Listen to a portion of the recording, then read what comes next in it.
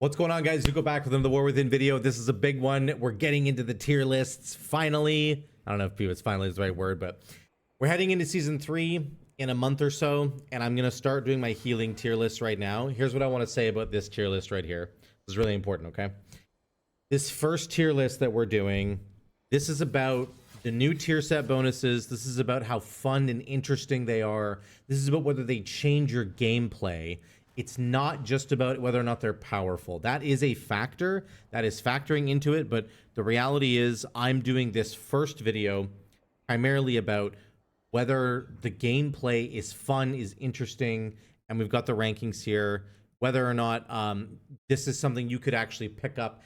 If you've played one of these healers for a long time, is anything changing? That's what we want to know, okay? And I'm going to be ranking them based on that. There is a measure of power that I'm ranking as well. It's not just about that, but I'm going to do another video based purely on the performance of each of these tier set bonuses that's coming through. And we'll get into all that in another video. But this one's primarily about what's changing. How is this different? Is it going to affect your gameplay? All that kind of stuff. Okay, so Yo guys, the gnome would really appreciate it if you could like and subscribe on the video. All right, thanks, bye. we're going to be periodically using this tier list I've got here, and I'm going to be throwing Disc Priest up onto the menu first. Let's just dive right into Disc Priest now that we've got kind of the criteria out of the way. Okay, first and foremost, we are going to look at Oracle Disc Priest, and right out of the gate, I'm actually going to throw this into the S category, which is probably not a surprise to most people. This is sort of like going to introduce some incredibly new gameplay features for you, and the reason is because of what the tier set actually does. So we're on Voidweaver right now. We're going to switch over, to Oracle. What Oracle is doing in terms of the tier set bonuses, it's providing you options, and this is the coolest part about it.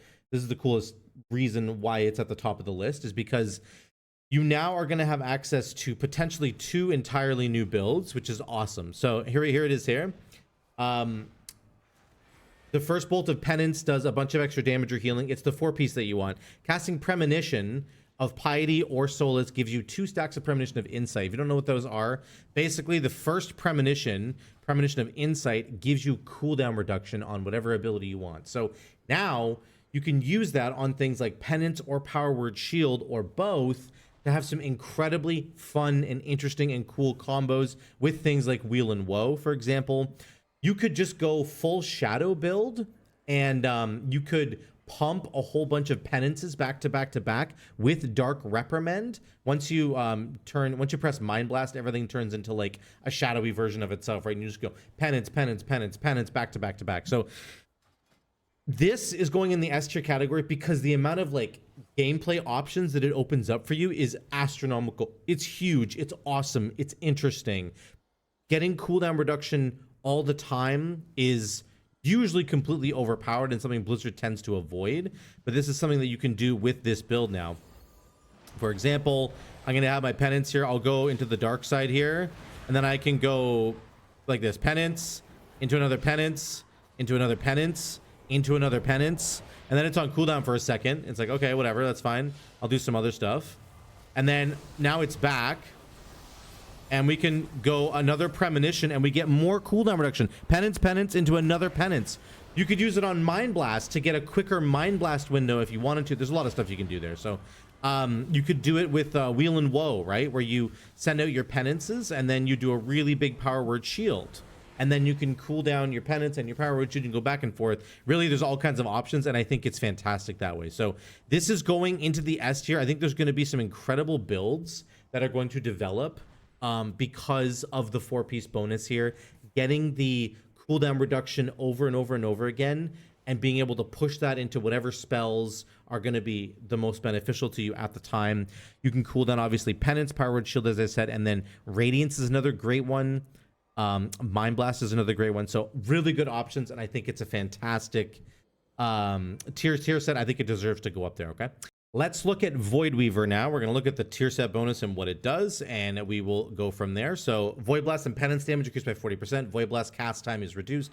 Void Blast now also causes the Entropic Rift to grow. So the Collapsing Void, when it comes down, the Entropic Rift's damage is going to be buffed depending on how much damage you do with your Void Blast, and then you get a big damage boost to your Mind Blast. So The reason I'm going to end up putting this one in a different category, and it's going to go much lower than the Disc Priest one did, is just because it's definitely kind of boring. Okay, so we're going to put it in the boring, still strong category.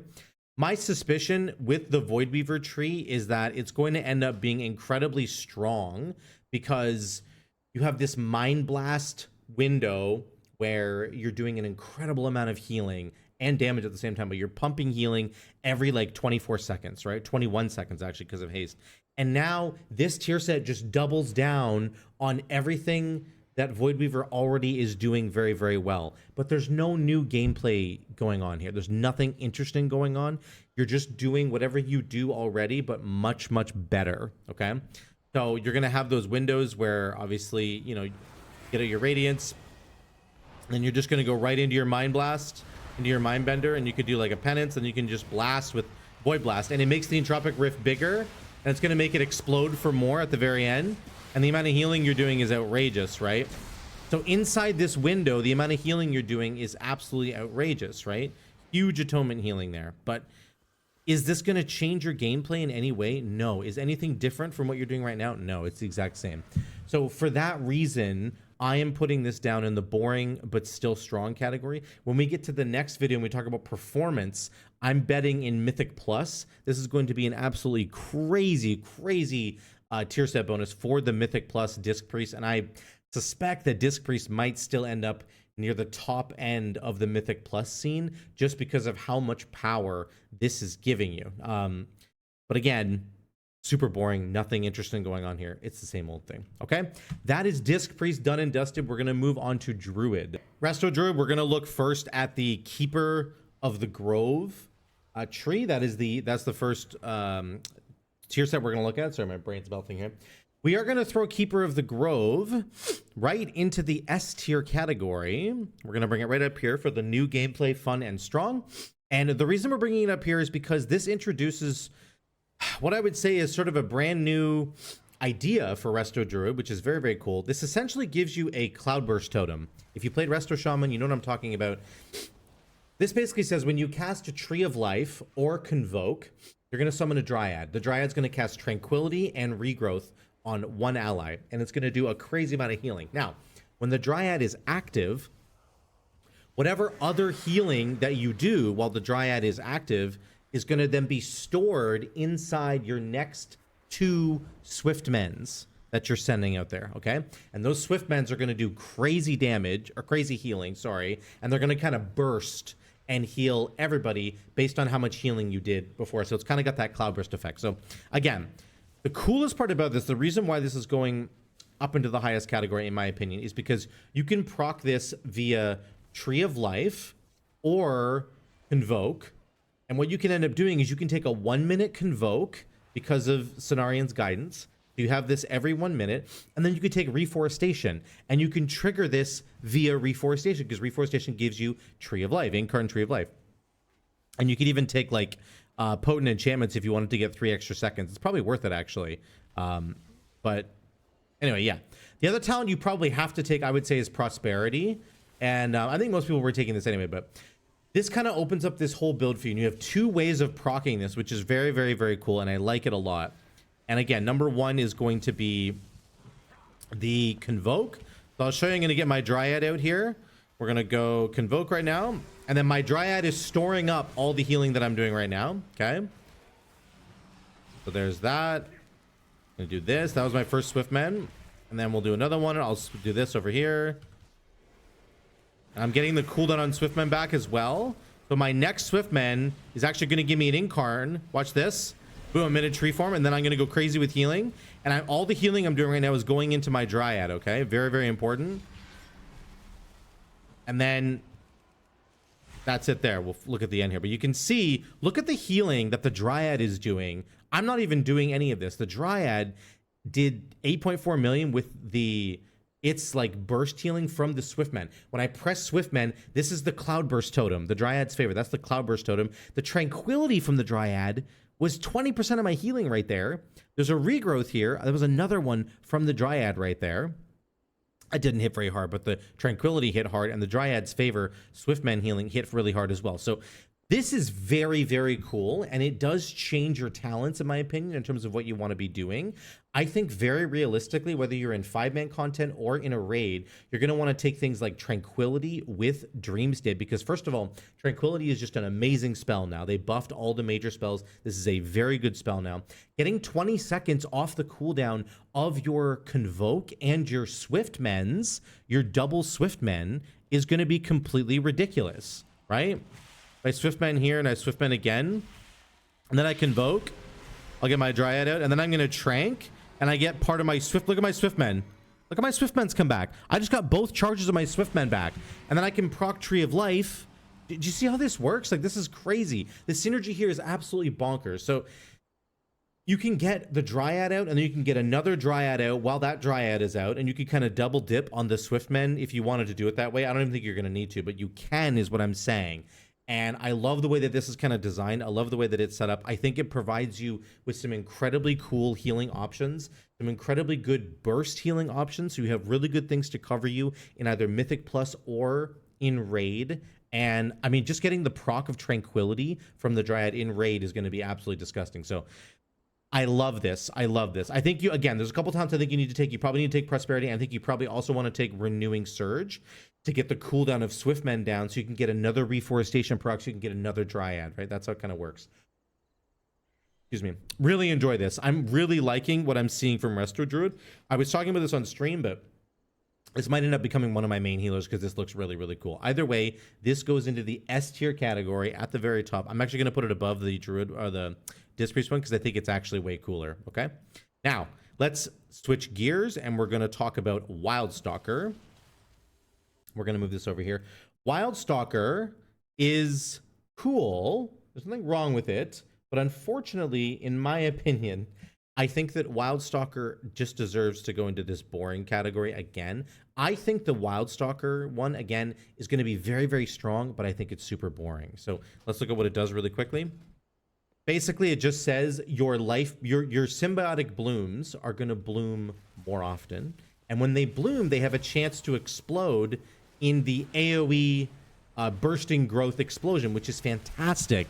That's exactly what you want. That's fantastic news. You don't have to like target an ally that has a bloom on them anymore and hit them with a rejuve to have the bursting growth do what you want it to do. You don't have to do that anymore. Instead, you can just have the blooms explode on their own. You basically just have to put Efflow on the ground. You put Efflow on the ground, and I'm telling you, it's going to spawn so many blooms for you that are all going to bloom on their own, and they're going to trigger explosions, and there's going to be exploding leaves everywhere. It's going to be fantastic. Okay, so that's kind of how that works. You can see the healing here. Symbiotic Blooms is my top heal. Bursting Growth is basically my second top heal. It's close to Rejuve there. This is what's going to end up happening for you. You're going to end up just getting this like crazy passive kind of healing going on. My issue with it in terms of the list I'm doing right now is that it's very boring. This is super boring. It's just doubling down on what you already do, but doing it very, very well. There's no interesting talents to take. It's very cool, but it's very boring. I will say, in 5-man content, the last part of the 4-piece is really, really good. Each stack of Symbiotic Blooms on an ally increases bursting growth healing. So if you get like 3 or 4 Symbiotic Blooms on an ally, they're going to be taking 90 to 120% more healing from the explosion of the bloom, which is happening all on its own because of the tier set bonus. So some really, really good bonuses there, I would say, for 5-man content. Realistically, in a raid, you're probably not going to get that many blooms on people, but in raid, you're just going to have blooms popping and healing everybody all the time anyway. So super cool stuff. I like the direction of it. It's just that it's kind of boring. Okay, that's Druid. Let's move on. Okay, let's look at Lightsmith. We're going to start with Lightsmith, Holy Paladin, and I'm going to rate this one for you guys right now. This one is not bad. These ones basically go in the middle. So there's a slight gameplay change that's happening. There's nothing mind-blowing that's going on here. There's going to be a slight change in the way that you play the game, but it's going to be pretty significant and something you can think about. So Hammer and Anvil healing goes up. Hammer and Anvil can now be triggered via Crusader Strike. So now your Avenging Crusader Wings is a much better cooldown now. Much, much stronger. And you're going to want to take a couple talents to support that. Not talents that you would have already taken anyway, but anyway. Hammer and Anvil now also grants a stack of Masterwork, causing your next Holy Armament to cast one lesser version of itself on a nearby ally. I didn't really understand how this worked at first, and then I did some dungeons, and I figured out how it worked. And I figured out that basically your hammer and anvil healing will be really, really high in season 3 if you're playing Lightsmith, which is super fun. Again, prioritizing Crusader Strike at all times now, taking talents, of course, like Crusader's Might to give you Judgment back, to help build Holy Power, press Crusader Strike, press Shield of the Righteous to give you back some of your Crusader Strike to get extra healing, right? That's how that ends up working. The lesser armaments were interesting to me. The lesser bulwark ended up doing very, very little healing, and I think kind of needs to be buffed, in my opinion. The extra sacred weapons, the lesser weapon that you get is actually even worse. I think it was down here in terms of healing. But in terms of damage, the lesser weapon was actually pretty massive. It was up here at 8.3%. That ended up doing a lot of extra damage for me, which was super cool. This is basically just AC Lightsmith the way that it was before, but with a little bit of difference now. You can basically build up these stacks of armaments. So you can see I have 2 stacks of armament right now. I just used one right there, my bad. It's this hammer right here. I have 2 stacks of armaments up here, okay? You can keep building this, 3 stacks now. And again, when you're inside your AC wings, you're just going to be using that. I have 5 stacks of armaments now. When I use my shields now, it sends out a bunch of lesser shields, which is super, super cool. Unfortunately, it's a little nerfed right now, but it's going to be good. You just have to wait for them to tune it, I would say. And once they do tune it, I think it's going to be really clear that this set is pretty awesome. And in Raid, I would say in particular, it's going to be very good. The only difference in how you're playing is that you're stacking up this masterwork now before you use your armaments, and you can time your armaments to be used at a very, very particular time when you have 5 stacks of the masterwork to get the most benefit out of it possible, okay? And I think it's best used actually on the sacred weapons, not the holy bulwark, and I'll talk about that in another video probably, but there's a sort of a slight gameplay change there in terms of when you want to send out your armaments, which is kind of nice. It might also change, it might increase the value of this talent, Forewarning. Getting 20% off the CDR of your armaments might be really, really good. So instead of a 1-minute cooldown, I think it would become a 50-second cooldown or 45. And having that extra, short timer might be really, really nice, so that you can build up the masterwork and then send out the next armor, and then build up the masterwork and then send out the next one. So we'll have to fiddle around with this. Either way, I think this is going to be very, very good in Raid, actually. The extra procs of Hammer and Anvil is going to be insane in the Raid scenario, and probably pretty good in Mythic Plus too, but definitely in the Raid. Let's jump over to Herald. Let's check out Herald and see what's going on with him. And we're going to rank Herald actually in a very similar spot to Lightsmith. Both the Holy Powers are kind of going in this middle section here. So there is, again, a slight gameplay change for Herald of the Sun. Look at it right here. Dawnlight's healing and damage is increased by 30%. You gain Solar Wrath after Avenging Wrath fades, causing Sun's avatar effects to linger for 5 additional seconds. So if you're doing Avenging Wrath, it actually lasts for 10 additional seconds, I believe. If you're only doing Avenging Crusader, it only lasts for 5 seconds. Solar Wrath increases the effectiveness. One second, let me just switch this down. Solar Wrath increases the effectiveness of your Holy Power spenders by 15% and grants you 2 Dawnlights. So if you're playing the 2-minute wings, you get 2 additional Dawnlights. If you're playing 1-minute wings, you get 1 additional Dawnlight. So there could be some play there in terms of maybe there's an AC Lightsmith build where you actually run, but I think realistically you're going to be running the 2-minute wings like before. And then this ends up giving you up to 6 Dawnlights after you cast Holy Prism, which is pretty insane. You can get a crazy amount of Dawnlights going and a crazy amount of beams going as well. So if we build some Holy Power here, we'll do this. I'm going to do Prism here. I'm going to pop my wings. And you can see I've got a bunch of beams already going. I can drag these beams through here, and then these beams are going to persist actually afterwards, which is pretty cool. You can see I have a beam persisting right there afterwards, and that's what you're going to end up getting. Now again, it's like this is the only benefit that you're really getting there, but you can game it a little bit more than you were ever able to game it before, and I think you're going to be able to do some pretty crazy stuff with the Dawnlights that you're getting. You can see you're basically always going to have a Dawnlight in the chamber like ready to go, which is pretty cool. And then when you get your awakening procs as well, your awakening procs with 2-minute wings are very, very, very strong.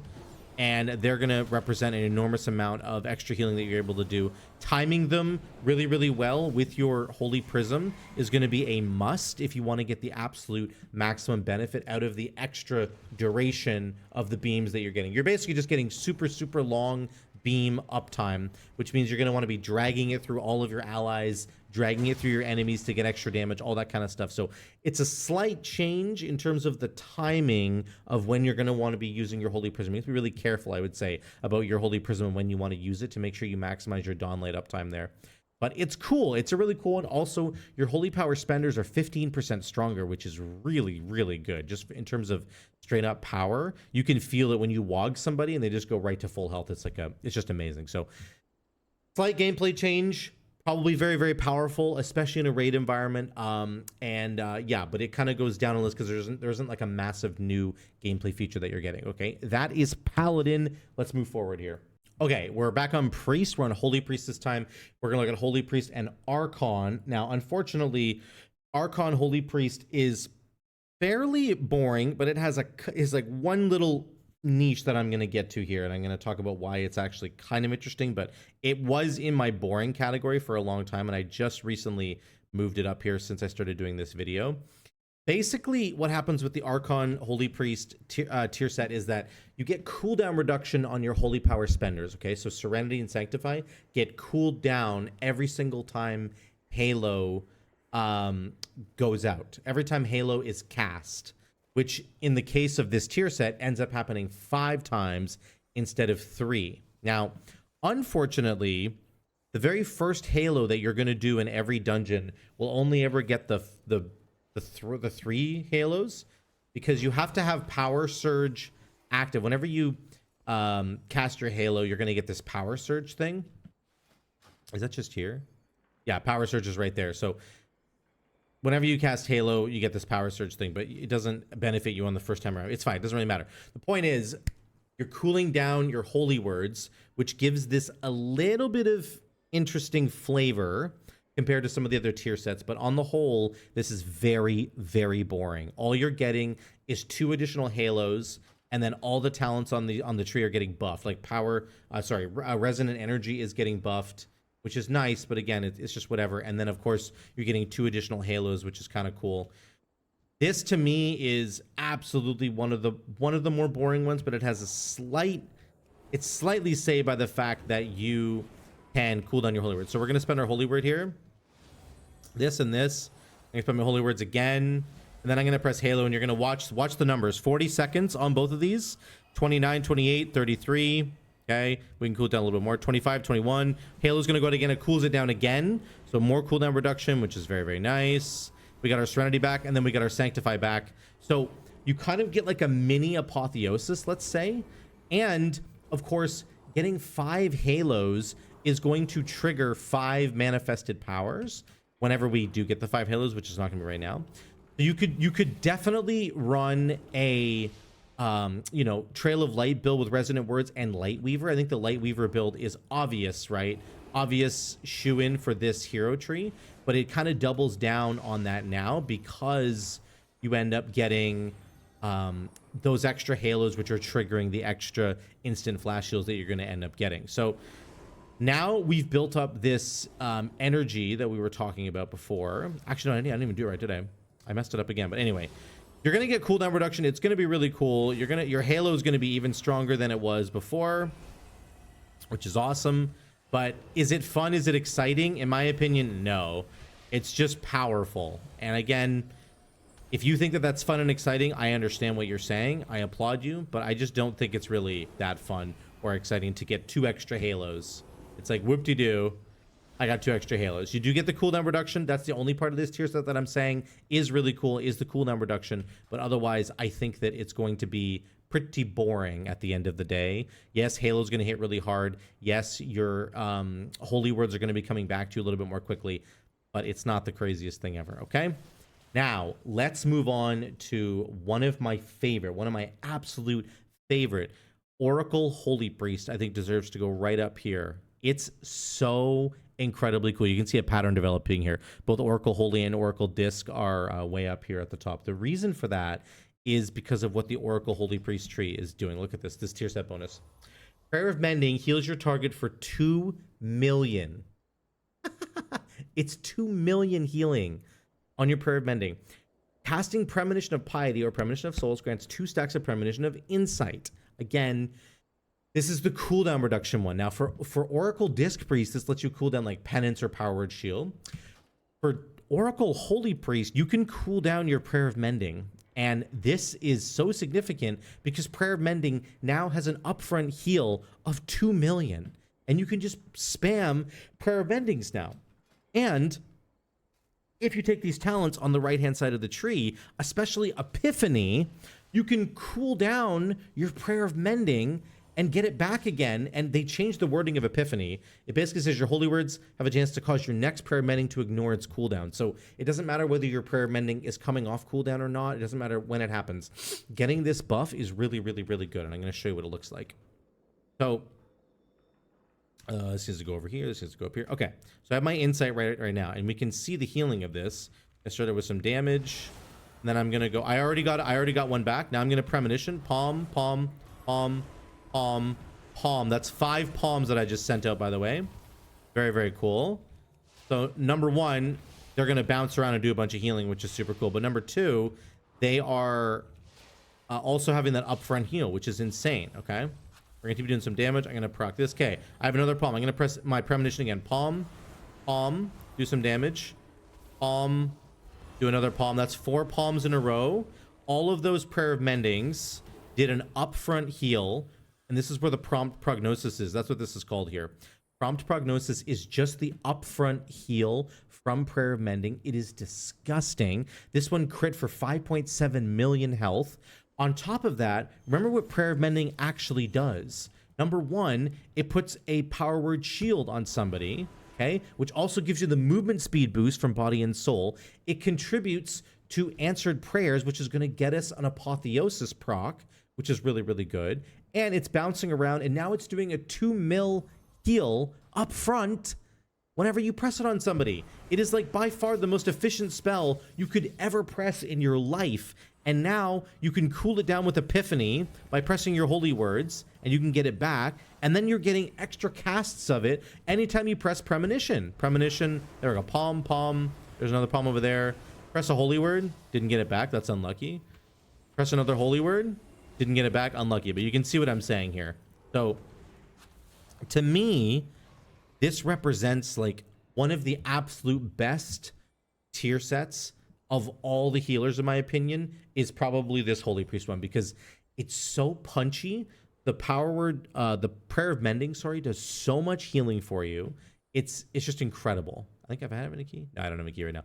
I'll do it in a key on the other video. But anyway, I'm very, very excited about this. I think Holy Priest is finally going to be in a really, really good spot. Blizzard also reduced all the mana costs that Holy Priest has, which is amazing. So anyway, I'm really loving this. Compared to Archon, this thing is amazing to me, and it absolutely deserves to go into the S tier category up here with the Keeper Resto Druid, okay?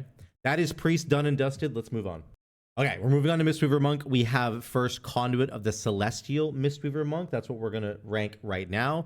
And this one is probably my second favorite, or tied for second favorite tree in the entire tier list, and it's going to go way up here. Conduit Mistweaver Monk is really, really fun. It's exciting. There are new gameplay features, and we're going to dive right into it. So what does it do?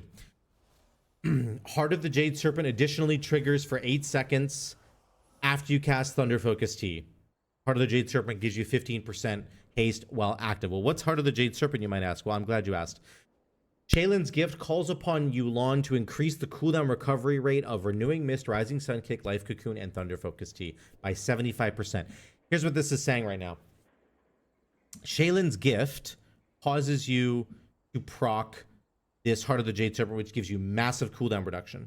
Now, Thunder Focus Tea also triggers Heart of the Jade Serpent for massive cooldown reduction. Also, if you press Conduit of the Celestials, when it's done channeling, it will summon Yulon and do the same thing. So you have 3 activations of cooldown reduction that affects Life Cocoon, TFT, Rising Sun Kick, and Renewing Mist. The applications for this are endless. First and foremost, in a raid scenario, you can spread Renewing Mists like it's nobody's business. Okay, and I'm going to show you that right now. I'm going to take some damage here. Ow. So if I'm in a raid scenario, let's say I spread a Renewing Mist here and a Renewing Mist here, and then I'm going to go Thunder Focus Tea. Watch the cooldown recovery on this. Look at how quickly it goes down. There's another Renewing Mist right there. A little bit of damage. Okay. Then Renewing Mist right here. And then I'm going to pop my Con of the Celestials, do a bunch of healing. I'm going to get even more cooldown reduction. Then I'm going to press Shaylin's Gift. Going to get even more cooldown reduction on this thing. Look at the cool. Look at the speed of my Renewing Mist. So I can spread Renewing Mist like crazy if I want to. And I can do a really, really big Renewing Mist spread into Vivify Cleave with a Yulon, let's say, right? We can take Yulon instead of Chi-Ji in the raid scenario. That's what I'm talking about, okay? That's just for the raid, okay? And it cools down really important stuff like Life Cocoon and TFT. Those are the biggest ones in reality, because Life Cocoon is a massive spell. It's a great external to have for tanks. It's amazing, right? And then Thunder Focus Tea is just basically makes all your other abilities do crazy stuff, right? Which is really good.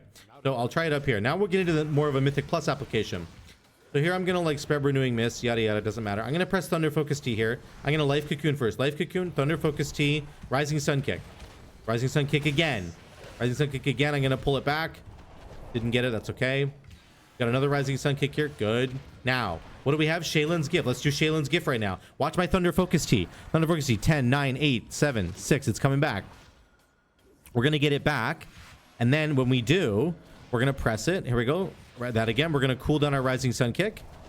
Okay, we didn't get it back. That's unlucky. That's okay. It's back on its own already. Back again. Back again. Back to back Rising Sun Kicks for a ton of healing. And we're spreading stuff for free. Now we're going to press Celestial Conduit.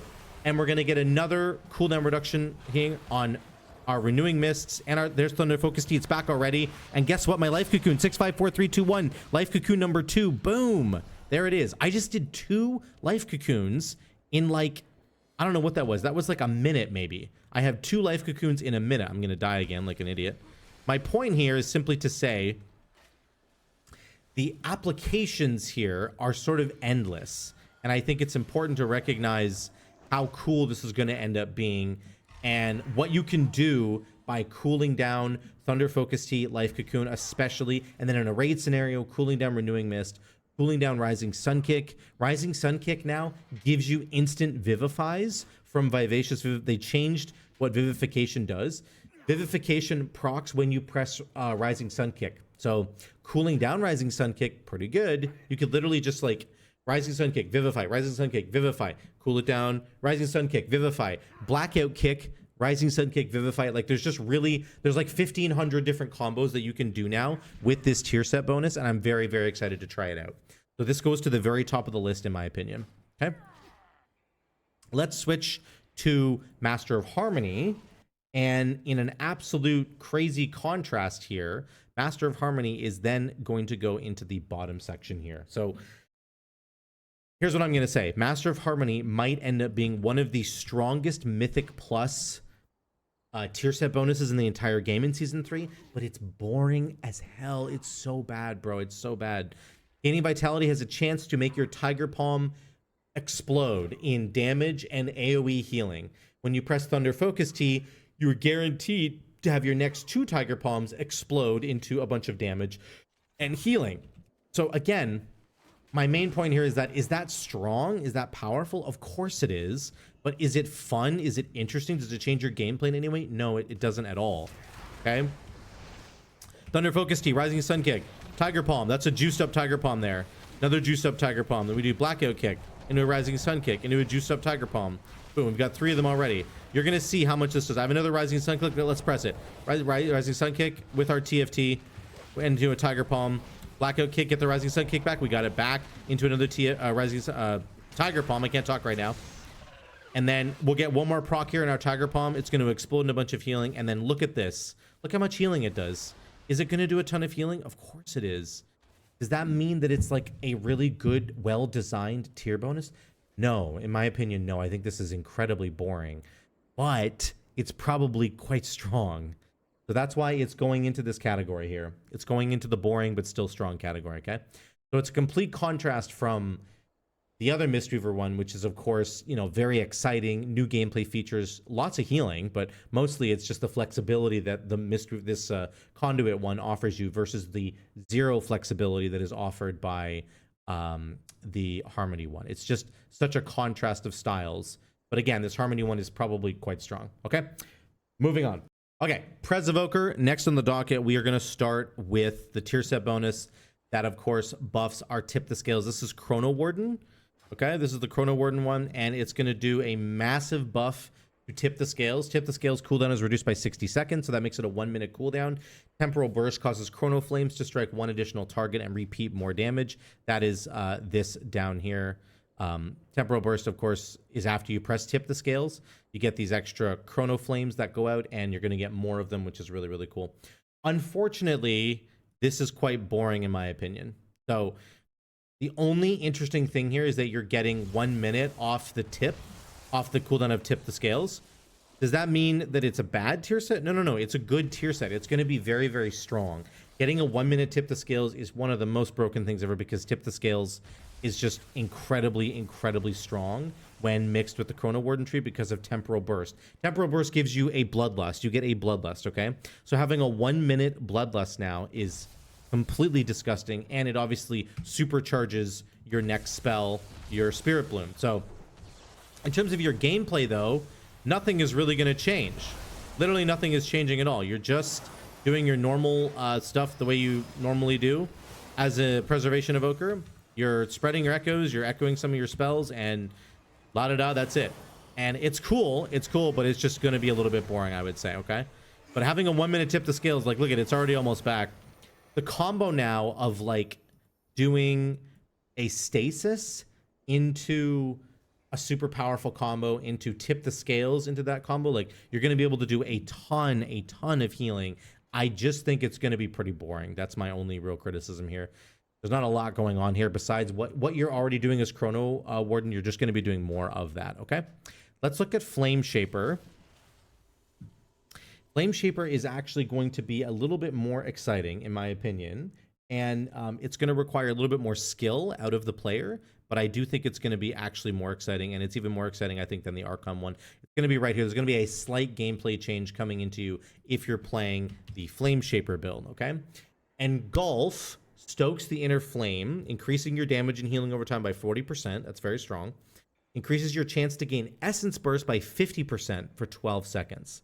Consuming Essence Burst lobs an Essence Bomb at your target, healing nearby allies for 763,000. So it's a lot of healing. So here's what you're going to end up doing. You're going to end up basically prepping yourself with 2 Essence Bursts, and I would highly recommend that you take Power Nexus to get more, to have more maximum essences, so that once you get inside this window, after you press Engulf, it opens up a 12-second window, and then every time you press an essence spell, every time you're essentially proccing your Essence Burst with an essence spell or whatever other spell you want, it usually it's gonna be like Living Flame in this case, it's going to lob this grenade at your allies and it's going to explode for a bunch of healing. So it's very, very powerful, but you have to set it up correctly or else you're going to be in massive trouble. So if we just do this, let me get this. So I've got 2 Essence Bursts right now, so I'm ready to go. So here's what I'm going to do. I'm going to tip the scales into a Fire Breath, do some damage, then we're going to engulf these guys over here. And now I'm inside my window, okay? And I'm going to lob these grenades. You can see these little... There we go. You can see the little essence bomb that comes out of me. Okay, that's an essence bomb. It's doing a bunch of healing, and now my window is over. So this thing, it does an incredible amount of healing, okay? This is what's very exciting about this. The essence bomb is scaled super high, and they're probably going to tune it down a little bit, but that's not the point. The point is, it's very good if you can pull it off correctly. If you kind of set yourself up correctly with the essence procs ready to go in the bank, and then you press Engulf and then you go, you can do crazy AoE healing, and this really doubles down on Flame Shaper being the AoE raid healing spec for Preservation Evoker, because you're just going to do all kinds of AoE healing anyway. Your Engulf is going to be consuming your Dream Breath to do massive AoE healing, and then it's going to open up this window, and you're going to be lobbing these Essence Bombs at people, doing tons of extra AoE healing as well. So super good. I think it's super, super good. It is reduced beyond 5 targets, the Essence Bomb, but the number is so high that it doesn't really matter, in my opinion. The only issue is that you have to set it up correctly and kind of understand what you're doing. But if you can pull it off, you're going to do an enormous amount of healing with this thing. So I think it deserves to go into this second category, where this is a slight adjustment on how you would normally play Flame Shaper, where it's basically just like send out your Dream Breath and then just engulf it and go, right? You have to do a little bit more setup, a little bit more thought. And if you do it correctly, the payoff is massive. So very, very cool stuff for Evoker. Unfortunately, the Chrono Warden one is just definitely super boring. It deserves to go down here. Let's move on to our final candidate, the Shaman. Let's go. We're going to start with Totemic, and I'm going to put this in its category right now. We'll do Farseer in a second. Let's start with Totemic. It's going to go up here into the slight gameplay change category, and let's talk about why. So first and foremost, the Totemic Resto Shaman tier set bonus basically just says you get 2 downpours now, and after each one of your downpours you get an empowered spell. So you press your Surging Totem, you get a downpour right away, because that's what happens, right? If you've taken downpour, you press your Surging Totem, you get a downpour right away. After that downpour, you can press Chain Heal, and it'll be 150% stronger. And then you consume all of your motes, and it automatically triggers another downpour, which then gives you another chance at a buffed spell. You could do another Chain Heal for 150% of the effectiveness, which is very, very, very strong, especially in a raid scenario. This is going to be disgustingly strong if everybody's grouped up. Can you imagine? You drop your Surging Totem, you detonate the Surging Totem, you detonate the downpour, then you press Chain Heal. It's a Giga Juice Chain Heal. Then you press Healing Wave, and that will consume your last mote, and then you get another downpour that goes off, and then you follow it up with another Chain Heal. I mean, the numbers are disgusting. So again, this is what it kind of looks like here. Let's just do it really quickly. The combo is going to be good, but it's just not like exciting, in my opinion. I don't think it's that exciting. So put the totem down here. We're going to immediately downpour, okay? And then I'll have a Chain Heal here, okay? That consumes 2 of my motes, and then I do a Healing Wave, and it downpours again for me, and then I do another Chain Heal, and it's going to go again on its own. So again, you're going to have 2 things here. The actual healing you get out of downpour is going to be massive. It's going to be really, really good. You're going to want to take Unleash Life to buff your downpour for sure.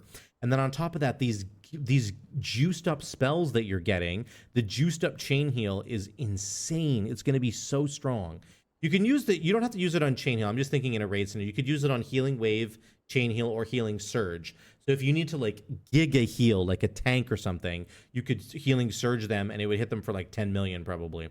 So it's cool. It's definitely exactly what Totemic is already doing, and then you're doing it much, much better. 2 downpours, 2 Chain Heals, 2 downpours, 2 Healing Surges. Very, very strong. A little bit of flexibility, but it's not blowing my mind. Okay, this isn't really blowing my mind. So I think it deserves to go into this sort of middle category, maybe above Flame Shaper. It's probably tied with Flame Shaper. Actually, I might go up here, whatever. I think I'm going to put these guys up here. Something like that. I think these are like a little bit more interactive than the Paladin ones for sure. So it's interesting, but it's not blowing my mind. Okay, let's switch over to Farseer, our last tree that we want to take here. And I'll just drop this for now and do this. Switch over. We'll look at the Farseer one. I'm going to rank it for you first. First and foremost, I think Farseer deserves to go right here in this middle thing. And let's talk about why.